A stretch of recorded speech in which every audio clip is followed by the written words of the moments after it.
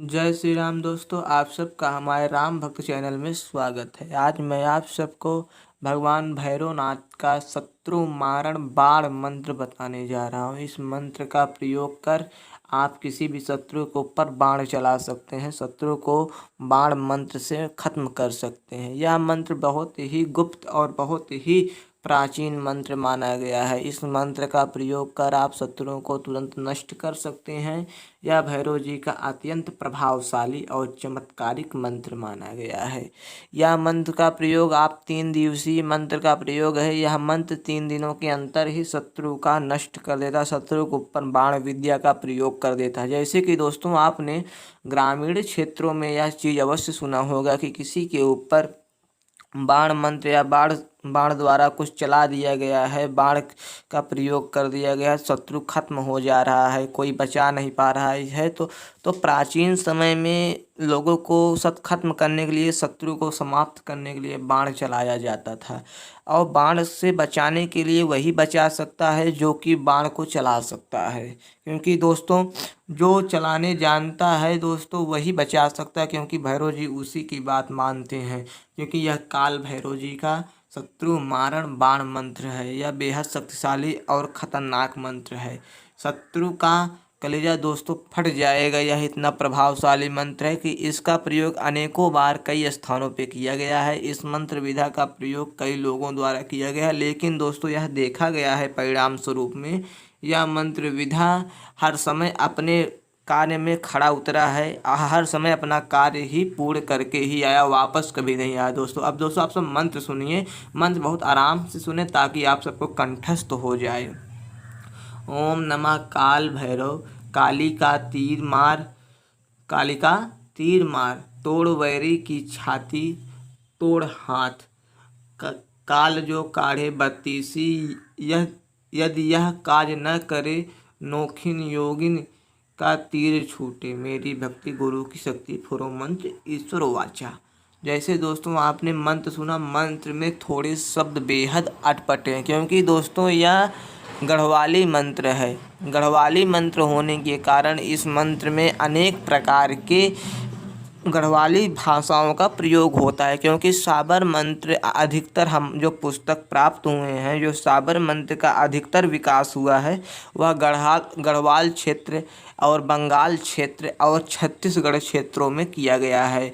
वहाँ की भाषाओं में कुछ न कुछ मंत्र लिखित प्राप्त होते हैं, जो कि वह उन्हीं शब्दों में उस मंत्र विधा का प्रयोग करना चाहिए, तो लाभ दोस्तों तुरंत ही प्राप्त हो जाता है।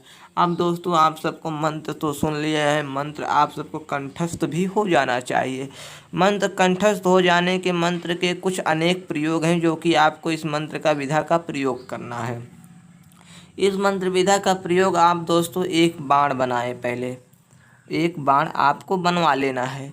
किसी भी लोहार के दुकान पे जाके एक छोटा सा लोहे का राड लें, जो कि दोस्तों 4 या 5 अंगुल का होना चाहिए। उसे दोस्तों पिटवा दें, लोहार से पिटवा दें तो उसे दोस्तों बाण बन जाएगा। और उस बाण को काले रंग की स्याही से पेंट कर दें, उसे काले रंग से रंग दें। और भैरव जी का रविवार के दिन इस मंत्र का जाप करें। और उस बाण को एक आसन पर, अपने जहाँ पे आप बैठ कर जाप कर रहे हैं उत्तर दिशा की ओर मुख करके, उसके आगे एक आसन लगाएं। आसन पर यह बाण पुष्पों की पंखुड़ियाँ बिछाकर, पुष्पों की पंखुड़ियाँ मतलब गुलाब के या किसी भी पुष्प के पंखुड़ी मतलब बिछा दें और उस बाण को उस पर रख दें। बाण को भैरव जी का स्वरूप मान के पूजन करें। उस बाण का भैरव जी का रूप मान के उस बाण का पूजन करें। धूप दीप नैवेद्य इत्यादि अनेक प्रकार से, जिस प्रकार से आपके पास सुविधा हो उस प्रकार से भैरव जी का पूजन करें। एक माला मंत्र का जाप करें और अपने शत्रु के नाम का उच्चारण अंत मंत्र के जाप एक माला पूर्ण होने के बाद भैरव जी से प्रार्थना करें और भैरव जी को उसी समय एक नींबू की बलि काट कर उस बाण के ऊपर उसका रस निचोड़ दें।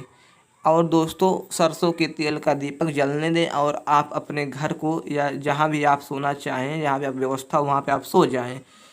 दूसरे दिन दोस्तों फिर मतलब सोमवार के दिन फिर आप उसी स्थान पे जाएं जहाँ पे बाण रखा गया है।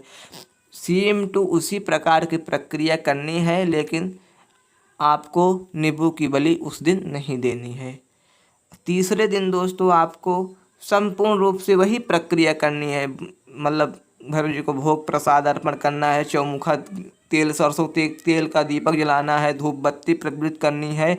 लेकिन उस दिन आप 5 नींबुओं की बलि देंगे। इसी मंत्र को पढ़ते हुए 5 नींबू की बलि देंगे और बाण के ऊपर सिंदूर और सरसों के तेल से, और सरसों का तेल दोस्तों कहाँ से होगा, जो दीपक आप चौमुखा जला रहे हैं उसी दीपक का तेल आपको निकालना है। थोड़ा सा उस दीपक से तेल आप निकाल लें और थोड़ी सी सिंदूर आप ले लें, क्योंकि तो सिंदूर को का तिलक आपको तीनों दिन उस बाण पर करना है। प्रतिदिन आपको सिंदूर का तिलक उस बाण पे करना है।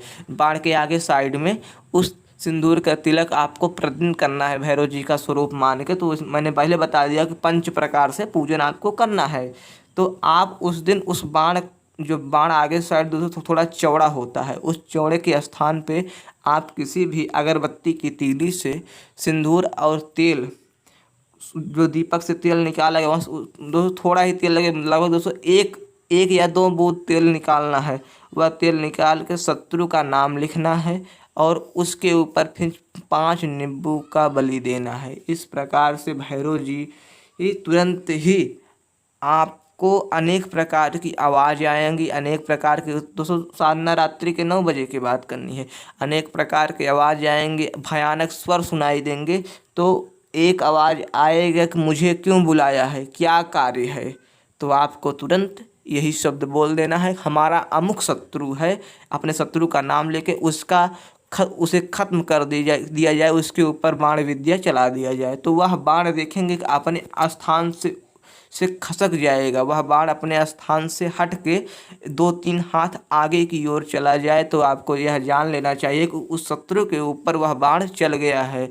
और 1-2 घंटे बाद देखेंगे कि वह शत्रु अपने ही जिस ही अवस्था में होगा उस अवस्था में चित्त हो जाएगा। और 6-7 दिनों में अगर इसका उपाय ना किया गया तो शत्रु की मृत्यु होनी निश्चय है। लेकिन आप इस बाण विद्या का प्रयोग छोटे मोटे शत्रुता को निकालने के लिए न करें, अधिक भयानक शत्रुओं को नष्ट करने के लिए ही करें। जब आपको यह पता चल जाए कि शत्रु हमें ही नष्ट कर देगा, जब यह पता चल जाए कि शत्रु हमें ही मौका पाने के बाद खत्म कर देगा, तो उस अवस्था में इस मंत्र का प्रयोग कर अपने जीवन को सुरक्षित करें। लेकिन आप काल नियम का पालन करें, भैरव जी को हर समय वंदन याचना करते रहें, आपके ऊपर काल भैरव की कृपा बनी रहेगी। आप हमारे चैनल को लाइक, सब्सक्राइब, शेयर करें। जय जय श्री राम।